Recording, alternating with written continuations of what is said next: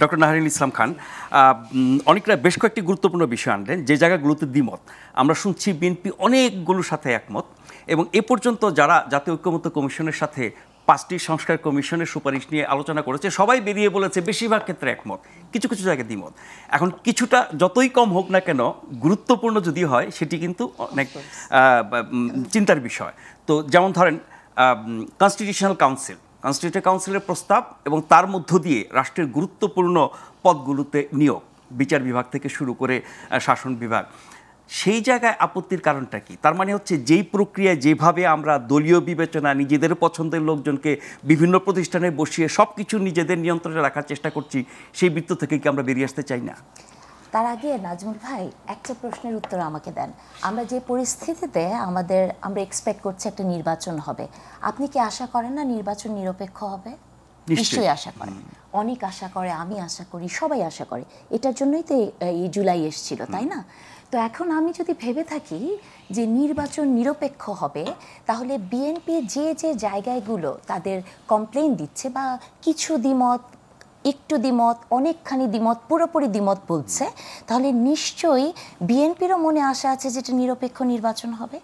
ধরেন আমি এক এক করে বলি, বিএনপি সবচেয়ে বেশি যেখানে কথা বলেছে সেটা হচ্ছে যে প্রধানমন্ত্রীর ক্ষমতা নিয়ে এবং কে কয়বার প্রধানমন্ত্রী হতে পারবে, পরপর দুবার, তারপরে গ্যাপ দিয়ে 3বার বা তারপরে যা, এটা নিয়ে তো দ্বন্দ্বটা বেশি হচ্ছে।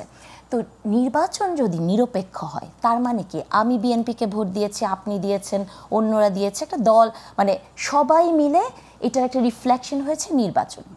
এখন যে দলটি জিতবে সেটা বিএনপি হোক, এনসিপি হোক, যাই হোক, সেই দল জেতা মানেই হচ্ছে জনগণ তাকে চায়। এখন জনগণ যদি চায় তার মানে হচ্ছে ওই দলের প্রধান বা কে প্রধানমন্ত্রী হবে পরোক্ষভাবে জনগণ নিশ্চয়ই তাকেই চাচ্ছে। জনগণ চাওয়ার কারণে তারা যা খুশি করবে না, এটা যা খুশি না। আমি বলছি আপনাকে, আমি ওই যুক্তিটাতে আপনাকে বলতে চাচ্ছি যে কেন প্রধানমন্ত্রী বা এই যে পরপর হওয়া নিয়ে তো অনেক বেশি ডিবেট হচ্ছে। তো জনগণ যদি চায় তাহলে একটা দলে কে প্রধানমন্ত্রী হবে কে হবে না সেটা ভোট দিয়ে তাকে সেটা রিফ্লেকশন দেখিয়েছে। তার মানে যে এই যে পরপর দুবার হওয়ার পরে একটা, আমি মনে করি না যে এটা নিয়ে এত রিজিড হওয়ার কিছু আছে অন্য পক্ষের। মানে এনসিপি তো যদি বারবার নির্বাহী প্রধান হন, মাহাথির মোহাম্মদ হয়নি, হয়েছে তো। আমাদের দেশে যে চর্চা, আমাদের দেশে কোনো চর্চাই নেই আসলে, কারণ 54 বছরের কথা অনেক বললেন তো। 54 বছরে মানে আপনি একটা, উনি ভারতের গণতন্ত্রের কথা বললেন।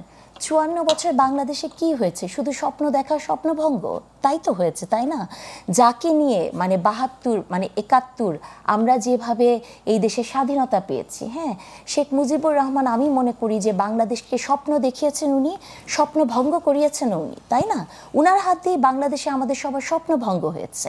তো এই যে 54 বছর ধরে আপনি যেটা বলছেন যে আমরা তো কোনো সিস্টেমের মধ্যেই নাই, তো যখন আমরা একটি সিস্টেমের মধ্যেই নাই তখন আসলে আমি এতটুকুই আশা করতে চাই যে নির্বাচন নিরপেক্ষ হবে।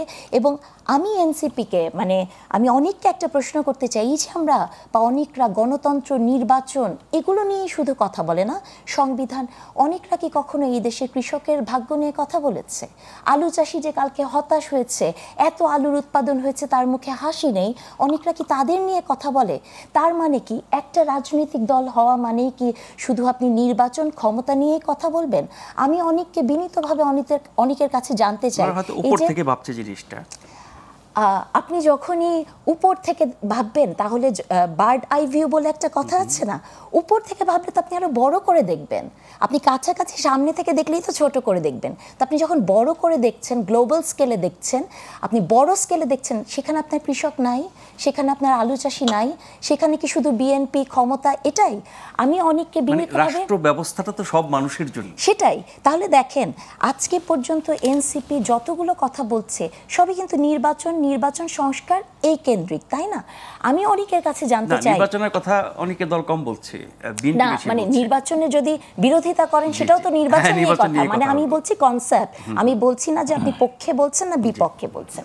আমি অনেকের কাছে বিনীতভাবে জানতে চাই, অনেক যে বলছে না যে ভারতের উদাহরণ দিলেন, তারপর উনি অনেক সেক্টরের কথা বললেন যে এটা দলীয়ভাবে হচ্ছে, কিন্তু অনেক আজকে যে পজিশনটা হোল্ড করছে ওনার দলে, অনেক কি নির্বাচিত হয়েছে, অনেক কিভাবে এই পজিশনটা পেল, এটার মধ্যে কতখানি গণতান্ত্রিক প্রক্রিয়া কাজ করেছে, এটা তো আমার জানতে ইচ্ছা করতেই পারে। এটা কিন্তু নির্বাচিত কমিটি না, আমি সেটাই বলছি যে আপনি বিএনপিরও তো আপনি যদি তাই বলেন, যে ধরেন খালেদা জিয়ার কথা যদি বলেন বা তারেক রহমানের কথা যদি বলেন, বা এগুলো তো সবই এই ধরনের। তাহলে ওনার দলেও যদি এই প্র্যাকটিসটাই থাকে যে টপ কে হবে, এতগুলো কে হবে, আপনি কোনো নির্বাচনের প্রক্রিয়ার মধ্যে না গেলেন, আপনি সিলেকশন করলেন, ইলেকশন প্রক্রিয়া না গেলেন, সেটা কি গণতান্ত্রিক প্রক্রিয়া? সেটা কি গণতান্ত্রিক চর্চা? আমি তো আসলে তা মনে করি না। এনসিপির সাথে আসলে আমার যেটা মনে হয়, মানে আমি যদি আমার দৃষ্টিতে দেখি, আমার এটা আরও অনেক জায়গায় বলেছি, আমার কেন জানি মনে হয় এনসিপি একটা মানে চলমান এনসাইক্লোপিডিয়া। হ্যাঁ, ওনারা সবসময় খুব জটিল শব্দ নিয়ে কথা বলেন, নরম কি পন্থা, মানে যেগুলো খুব, তারপর দেখেন মানে অনেক নতুন নতুন ভাষা শব্দ শুনছি আমরা। কিন্তু আপনি যখন আমার কাছে আসতে চাবেন, যে শব্দটা আমার পরিচিত, সেই শব্দটাই তো আমাকে আসলে এক ধরনের আশার যোগান দেবে, একটা তাই না? জেনারেশনকে মাথায় রেখে বলেন, একটা জেনারেশন কি পুরো বাংলাদেশ? আমি ধরেন আমি তো জেনজি না, আমি কি তাহলে এক্সক্লুডেড হয়ে যাব? এই চিন্তা কি আমার মাথায় আসতে পারে না? এই চিন্তা তো আমার মাথায় আসতে পারে, তাই না? তাহলে আপনি শব্দ বলছেন ইনক্লুসিভনেস, আপনি সবাইকে আনছেন। আবার দেখেন ওনারা যে বক্তব্যগুলো দেন, নারীটাও তো অনেক ইম্পর্ট্যান্ট একটা জায়গা। ওনারা অনেক কথা বলছে, ওনাদের একজন নেত্রী একটি টক শোতে বলেছেন যে নারীর পোশাকের জন্য ওনার অ্যানথ্রোপোলজিস্ট নিয়োগ করবেন, বায়োলজিস্ট কেন নিয়োগ করবেন আমি জানি না, মানে নারীর পোশাকের জন্য ওনারা আবার কমিটি বানাবেন। আবার ধরেন নারীর অংশগ্রহণ, আজকে এখানে একটা কথা বলতে চাই, যে নারীর যে অংশগ্রহণের কথা আমরা বলি, নারীর এই অংশগ্রহণটা কিন্তু মানে টোকেনিজম হতে পারবে না।